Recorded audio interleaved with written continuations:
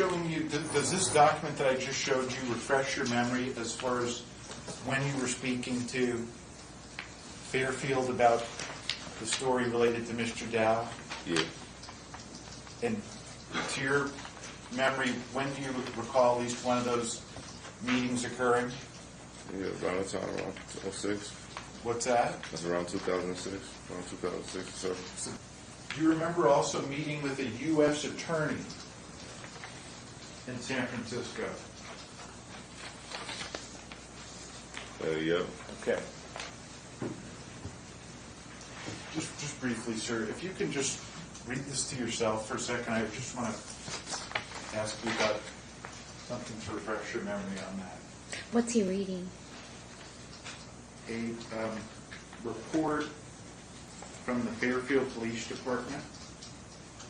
You're using a report from the Fairfield Police Department to refresh I'm his refreshing his memory recollection? as far as what who he spoke to and He didn't prepare the report. I'm seeing if it refreshes his memory, Your Honor. Well, I'm not even sure that's appropriate at all. Well, I think it can refresh his memory. As far as, A document that he had nothing to do with? if it doesn't refresh his memory, then he will say it doesn't. If it does, then maybe it does.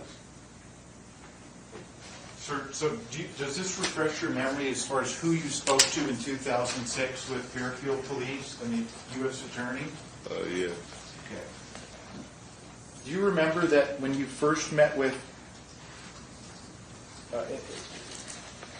or maybe not when you first met, but during this meeting that I just showed you the document from, that you did not make any statement about seeing or speaking to Mr. Dow in the summer of 2005? So is the question at that date and time, did he make any statement like that to the police? That's correct. Okay. In the document I just showed you, does that refresh your memory that you did not make a statement, at least during that meeting in 2006, that you didn't tell them that you spoke to Mr. Dow in the summer of 2005? Yeah, I mean, whatever was down on that statement, man, around that time, man, I kind of had the whole story confused and really wasn't sure of a lot of things. I just had agreed and shook my head yeah to whatever questions that they asked me so I can just hurry up and get it over with. And did you change details in the stories? Why did you change details in the stories? I'm not sorry. I'm Right. confused. I don't know what the details are Right. in either story. The first Okay, question was I'll better. I'll rephrase it. Did you change details in the stories? Yeah, probably so, more likely.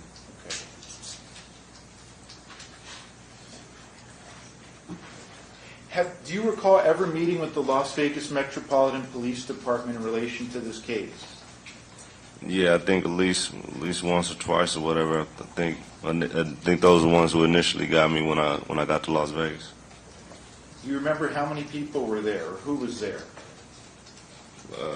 First time it was 2, and then the next time it was maybe like 2 different organizations. I don't know who everybody was though. I know he's a little bit more distinguished with his gray hair right now, but do you ever remember meeting with any of the prosecutors at this table before your testimony in the case? I really can't remember. Okay. You don't remember speaking to the DA in the white hair, Mr. Giacomo? The name sound familiar, but I really don't remember. Okay. Do you remember meeting with him before your testimony in any of the proceedings against Mr. Dow?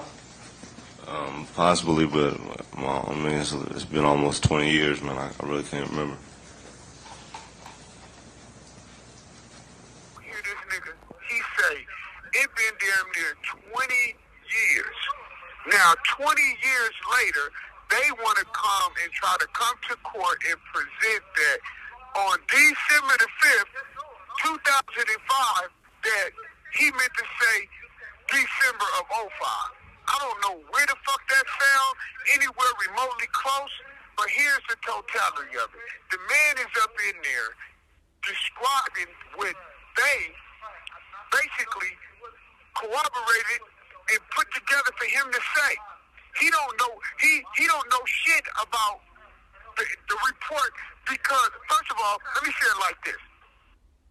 She trying to stop him from addressing a report that he didn't put together, but they put it together. So her being a judge, she know they put it together. Not only do she know they put it together, she knows that it's falsified, and she know that he's telling the truth. Do you know what's at stake for him coming to the... It's obvious his conscience was really, really, really fucking with him, because now that he told the truth like that, that puts him in jeopardy for the case that he had. So what type of pressure is on him to the point to whereas he feel like he need to express that? That's God killing him. That's God fucking with his heart and his spirit. You never know the things that he went through, and every time he go through something that's fucked up, he think about what he did that was fucked up. But at the same time, you got these people that do this all over the motherfucking country. See, I'm Eric Gordon right now. I'm Ahmaud Arbery. I'm George Floyd. I'm the nigga that they just shot 63 times and unloaded 93 shots. They trying to kill a real one with the system, but here's the thing. Bitch, you can't do no harm to me. There's nothing above my head or below my feet I can't handle or dismantle, because Allah is God. And every time that I get on my knees and I give my supplication and I stand back up, bitch, you know how strong I am? I'm Paw strong. I'm Robert Bentley strong. I'm Ruth Sims strong, you bitch. You can't do nothing to me. The only thing you gonna do is make me great. I didn't even know I was that important to these people. I promise you I didn't. I did not know that the shit that my oratorical skills is that impeccable to the point to where they came conspired in a conspiracy to shut down these Mac ministries. Bitch, it ain't gonna happen, because you cannot contain this motherfucking game. In a real way.